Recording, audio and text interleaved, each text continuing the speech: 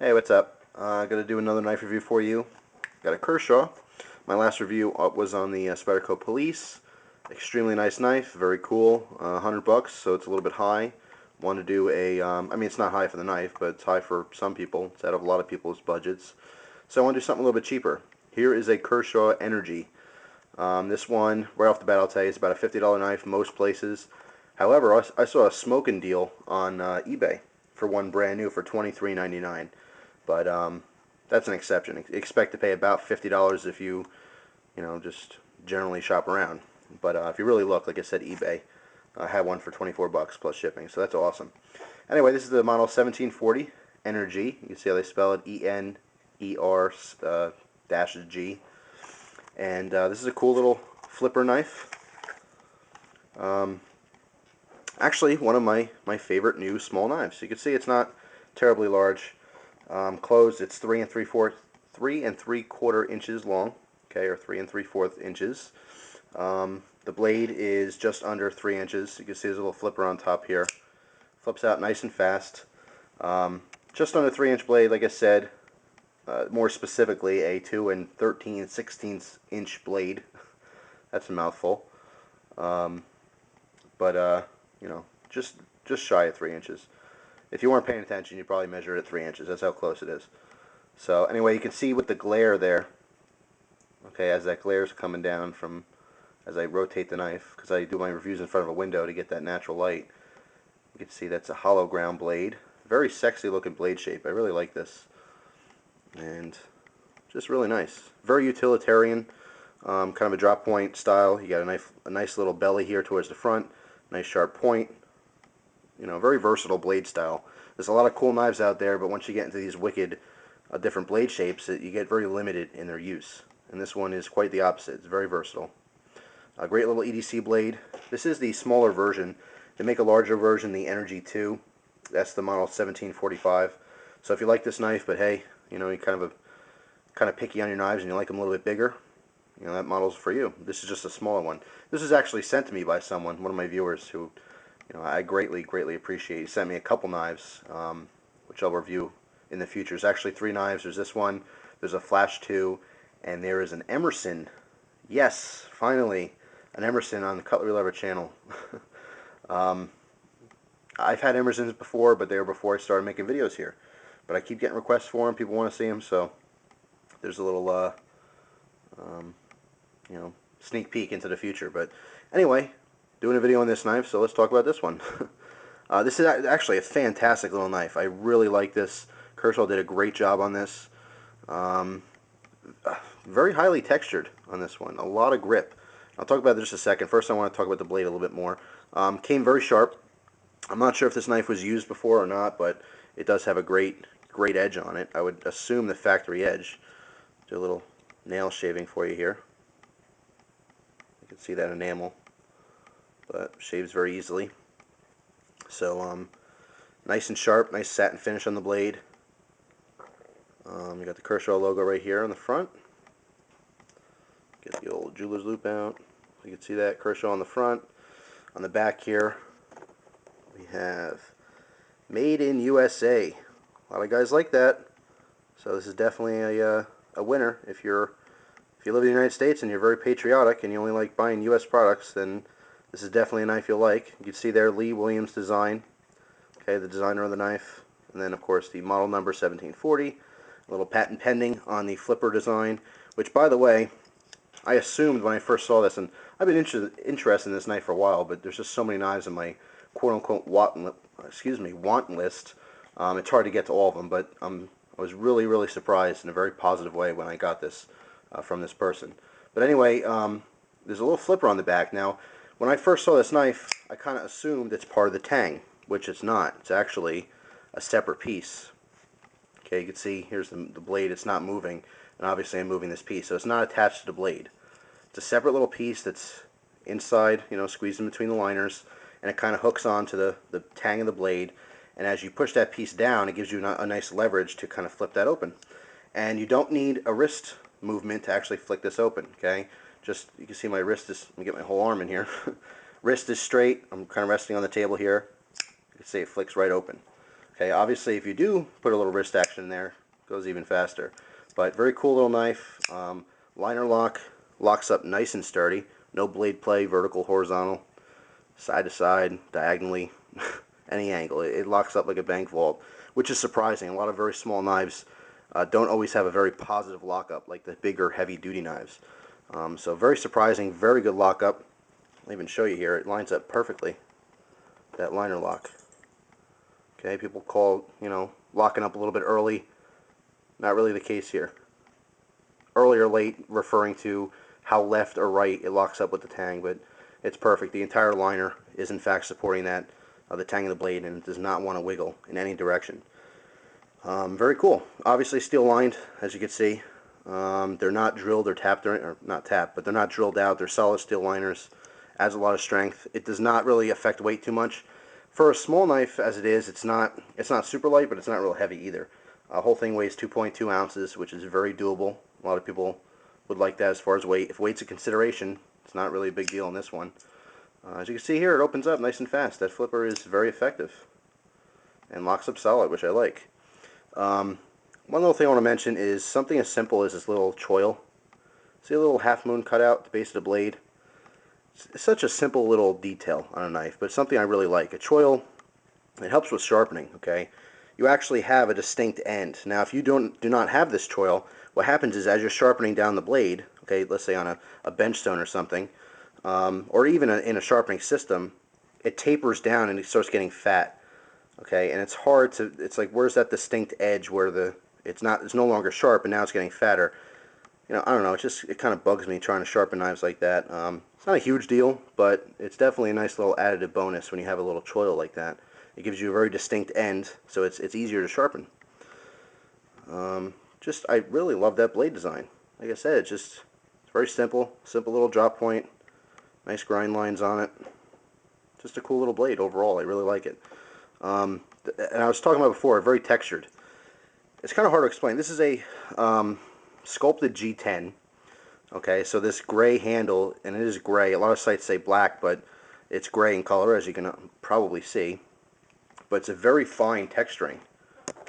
And you can see there a very fine little checkered pattern to it.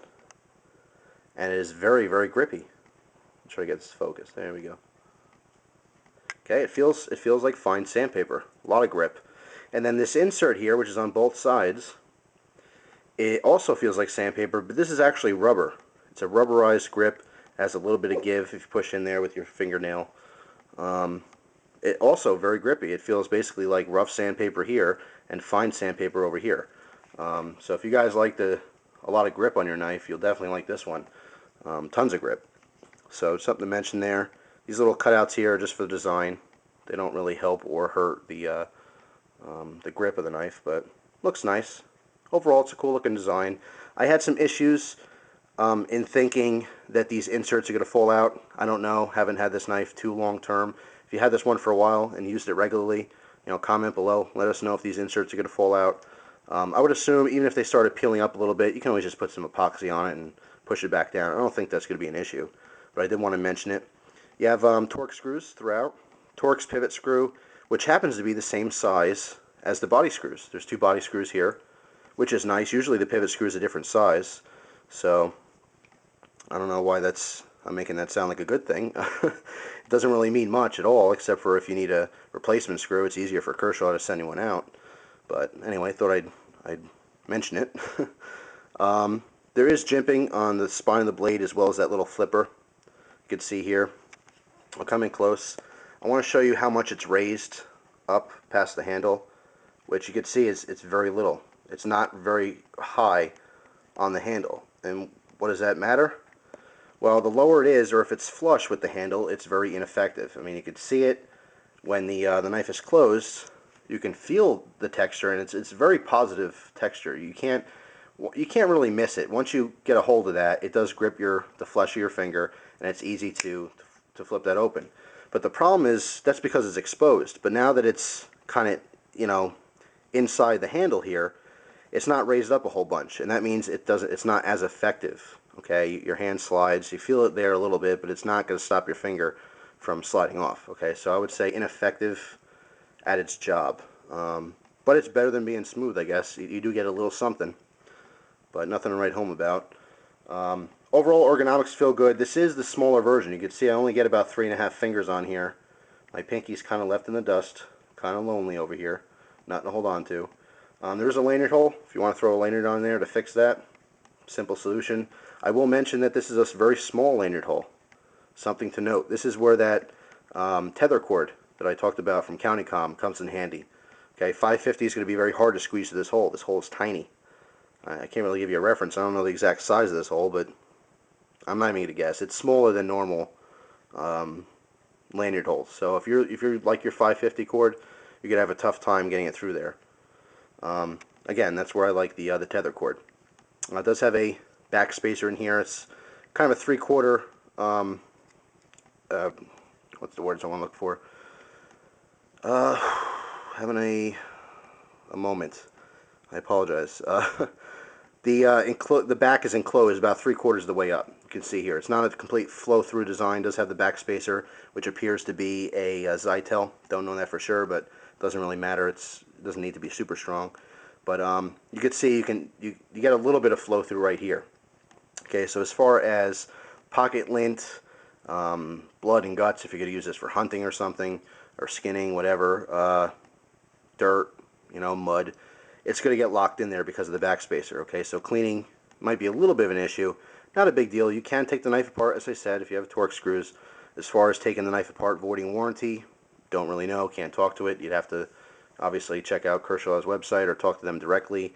But I would suggest if you have a can of air or something, just, if you're going to carry this every day in your pocket, it will build up pocket lint. And because it's not a flow-through design, it's going to get caught up in there. So just get a can of air, just give it a quick little tss, you'll be fine. Not a big deal. But I did want to mention that.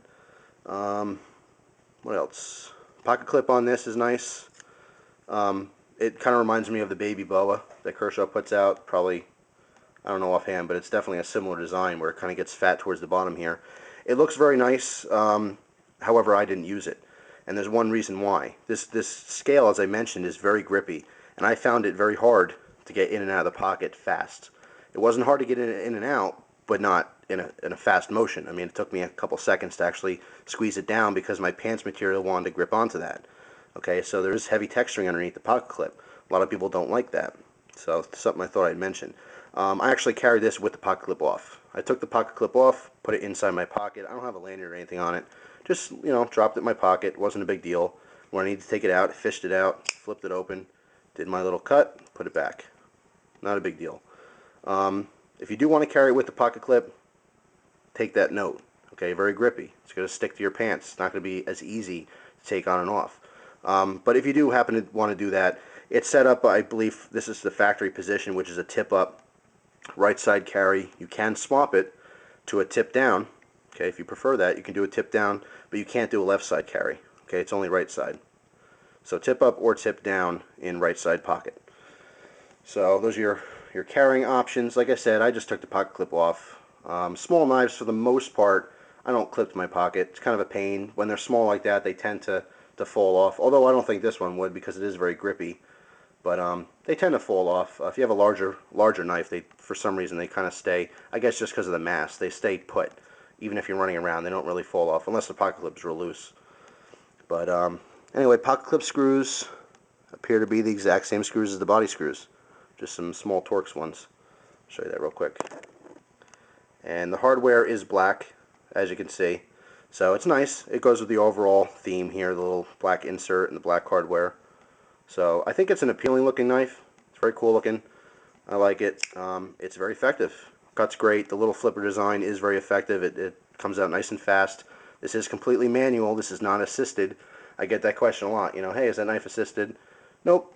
If you get familiar with the knife, you can pop a knife blade out very fast. Doesn't matter what knife you're talking about. So, a little bit of practice and, no big deal. It's out. So it is not assisted. So if you're worried about that as far as laws go, I think right now assisted knives are still legal. That's legal, not illegal. L-E-G-A-L. Pretty much everywhere. But, I don't know, some people have a scare. They think that they're going to be taken away. I've heard of cases in Las Vegas where people had their knives taken away. Even though they were assisted, the cops, assumed that they were illegal. and took them away. So it's always a concern. You know, I have to say, it doesn't really matter where you live. If a police officer for some reason feels threatened by your knife, it doesn't matter if it's illegal or not. They're going to take it away. Keep that in mind. You don't do anything wrong. You're a nice person. You're not committing a crime. You're not suspicious. You don't really have to worry about your knives. But anyway, just a little side note there. Kershaw Ener-G, I love it. Like I said, it's a great little EDC blade. Small, lightweight. Again, 2.2 ounces. If you like larger knives, you might want to check out the other one, the model 1745. Like I said, a little bit bigger, same exact knife. Just, it's a fantastic knife. I really like it. And for 50 bucks, I mean, geez, if you get the eBay, I don't know if there's a lot of them on there, but check it out. Like I said, I did see one for $23.99. That's a steal for this knife. But even for 50 bucks, I mean, it's hard. There's a lot of knives to compare to out there, but I still think it's a great little knife. Fine attention to detail, tight tolerances. And I think it's very hard to see, but looking through, let's see if we can get a good view of it. Looking through the little holes for the pocket clip where it's tapped, I thought I saw, yeah, you can kind of see it. Look at the top hole. It's hard to get the lighting I want, but there's a little bit of an orangey tinge. And that kind of tells me that there's some bronze phosphorus bushing, or not bushings, washers in there. Okay, which would explain why it's nice and smooth too. It's a little bit of an upgrade from the Teflon washers, at least from my own experience. So it is nice and slick and fast, and you know, as long as you keep a little bit of oil in that pivot area, it's gonna be a slick little knife. So very cool. Hope you guys enjoyed the review. I enjoyed making it, like all of my videos. I keep forgetting to use this little stand, and I had it here the whole time. I meant to use it, but I never did. I wanted to kind of show the knife with that blade like that, but stand fail. Can't get the stand to work. Whatever. Review's over anyway. I don't even know what I'm doing. I hope you guys enjoyed it. It is a very cool little knife, so you know, check it out. Kershaw does make some great knives, and like I said, made in the U.S. of A. If that means anything to you, this is definitely one you might want to add to your collection. Very cool looking and very useful. Kershaw Ener-G. Hope you guys enjoyed the review. Alright, take care.